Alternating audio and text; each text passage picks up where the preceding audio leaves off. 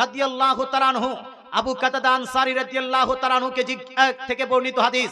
উনি বলছেন সোয়েলা রাসূলুল্লাহ সাল্লাল্লাহু তাআলা আলাইহি ওয়াসাল্লামা আন সাওমিল ইসনাইন, অর্থাৎ আমার নবী, আপনার নবী, দয়ার নবী, মায়া নবী প্রত্যেক সোমবারের দিনে রোজা রাখতেন।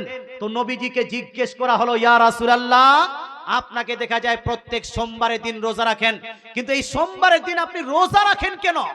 তো রাসূলুল্লাহ বলছেন, ফীহি উলিদতু ওয়া ফীহি উনজিলা আলাইয়া।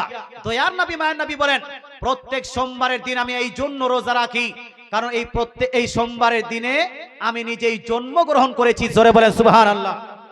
নবীজি সাল্লাল্লাহু আলাইহি ওয়াসাল্লাম নিজের জন্মদিন পালন করার উদ্দেশ্যে প্রত্যেক সোমবারের দিনে রোজা রাখতেন।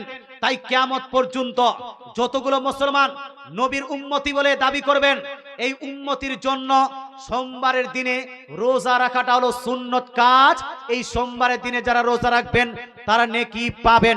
আল্লাহ তাআলা বুঝার তৌফিক দান করুক।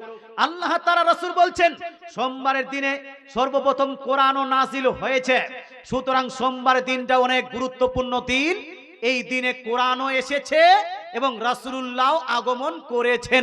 জোরে বলেন সুবহানাল্লাহ। কিন্তু শুধু শুক্রবার নয়, শুক্রবার কেউ যদি রোজা রাখতে চায় তাহলে শুক্রবারের আগের দিন অথবা পরের দিন, শুক্রবার, শনিবার এবং বৃহস্পতিবার আর শুক্রবার দুইটা মিলিয়ে কেউ যদি রোজা রাখতে চায় তাহলে কোনো সমস্যা নাই।